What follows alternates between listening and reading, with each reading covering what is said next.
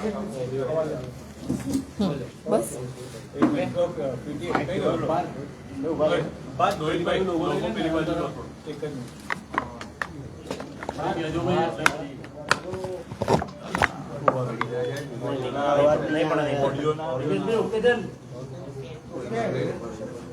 બધા રેડી?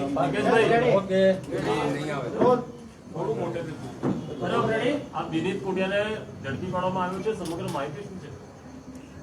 આ જે દુર્ઘટના બની છે એમાં જે પ્રોજેક્ટ જેના નામે શરૂ થયેલો છે કોટિયા પ્રોજેક્ટ્સ, એમાં જે બિનિત હિતેશભાઈ કોટિયા છે એને આજે પોલીસે અટક કરેલો છે.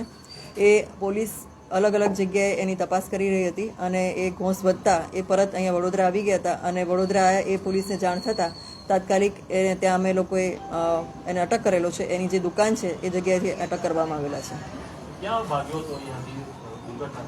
એ ગુજરાતની બહાર અલગ અલગ સ્થળો પર નાસ્તા ફરતા હતા અને પોલીસે જ્યાં જ્યાં એના ઠેકાણા હતા ત્યાં બધી જગ્યાએ આપણે પહોંચતા હતા, પણ એ ત્યાંથી નીકળી જતા હતા અને છેલ્લે આપણે અહીંયા વડોદરામાં જ્યારે પહોંચ્યા ત્યારે એને અટક કરવામાં આવેલા છે.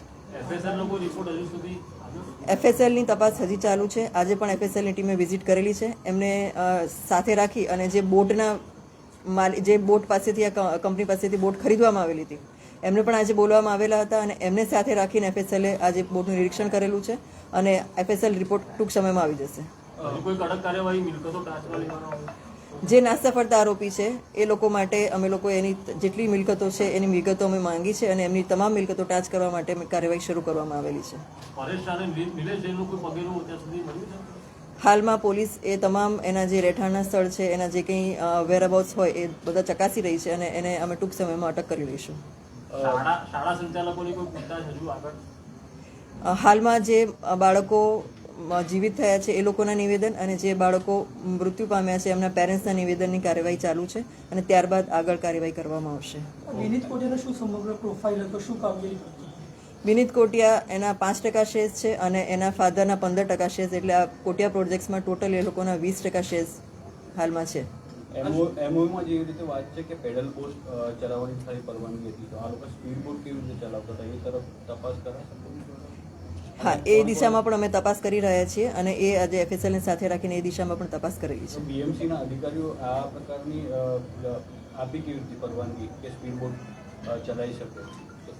એ FSLનો અભિપ્રાય બાદ નિર્ણય કરવામાં આવશે. FSLનો રિપોર્ટ આવે પછી આગળ કાર્યવાહી કરવામાં આવશે. આરોપીઓ નાસે છે જ્યાં રોકાય છે તેની સામે કોઈ કાર્યવાહી હાથ ધરાશે જે મદદ કરશે? હા, ચોક્કસ. જે આરોપીને આશરો આપશે એની વિરુદ્ધ પણ કાર્યવાહી કરવામાં આવશે. વિનીત કોટિયા શું કહી ગયો છે? હાલ એનું ઇન્ટ્રોગેશન ચાલુ છે અને એની તપાસ ચાલુ છે અત્યારે. મેડમ, લેક ઝોન ઉપર જે તપાસ કરવામાં આવી, રોબોટિક તાલીમનું ચાલતું હતું, એ કોનું સેન્ટર હતું, કોણ ચલાવતું હતું ત્યાં ઉપરના માળે?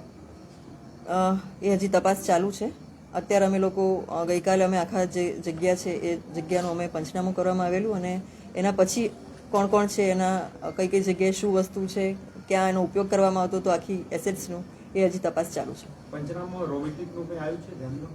રોબોટિક તાલીમ ચાલતું હતું એ હાલમાં તપાસ ચાલુ છે બાબતની. Thank you.